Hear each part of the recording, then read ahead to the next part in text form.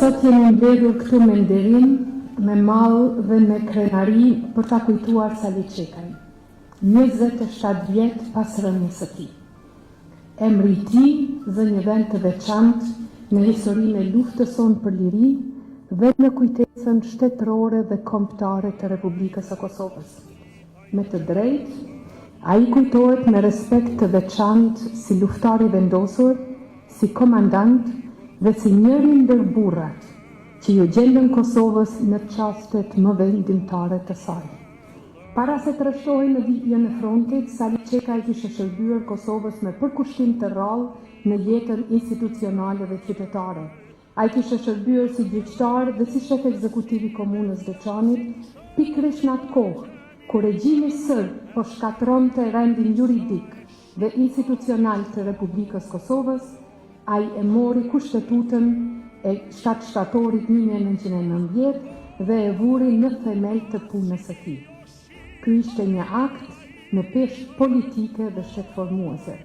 Ishte dëshmi se për Sali Çekajn Republika e Kosovës nuk ishte vetëm një aspirat, por një themel i përgjegjësisë dhe i shërbimit ndaj qytetarëve. Po ashtu është me rëndësi të kujtojmë se rruga e tij drejt frontit ishte përgatitur herët, që në fillim të viteve 90 ishte ndër ata që e kuptuan se Kosovës do t'i duhej jo vetëm qendresë politike, por edhe përgatitje ushtarake. Përfshirja e tij në grupet e para servitore në Shqipëri, bashkë me Adem Jasharin, Zahir Pajazitin, shumë djemë të dinjitetshëm dhe të guximshëm të Kosovës, dëshmuan lartpamësinë, vendosmërinë dhe ndjenjen e hershme të detyrës që e karakterizonte. E kujtoj edhe një dimension shumë njerëzor të tij. Nga lufta përmes telefonit satelitor, na fliste jo për veten, na fliste për bashkëluftarët e tij. Na tregonte me admirim për guximin, mençurinë, disiplinën dhe aftësinë strategjike të luftarëve që ishin në vijën e frontit. Na fliste për burrat që mbanin barrën e luftës dhe që po shkruanin një nga faqet më të lavdishme të historisë sonë. Për herë të fundit, me Salin jemi takuar në janar të vitit 1999, para se ai të kthehej sërish në front. Atëherë, askush nuk donte ta mendonte se kjo do të ishte hera e fundit. Ai u kthye atje ku e triste detyra, me të njëjtën qetësi, me të njëjtën bindje dhe me të njëjtën përkushtim që e karakterizonte gjithmonë. Dhe prej atij kthimi, ai nuk u kthye.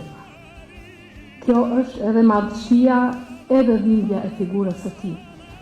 Sepse kur bie një njeri si Sali Çekaj, nuk humbet vetëm një komandant, humbet një mik, një bashkëpunëtor i çmuar, një njeri i besës, një figurë që linte gjurmë të kushdo që e miqte, një baba jashtëzakonisht i përkushtuar për fëmijët dhe familjen e tij.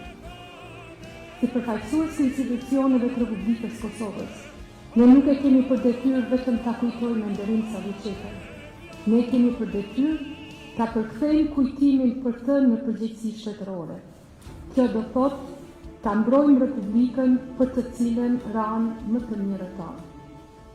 Kjo do thotë ta forcojmë shtetin ligjor, ta ruajmë dinjitetin e luftës sonë çlirimtare dhe ta mbrojmë të vërtetën historike të sakrificës së tyre.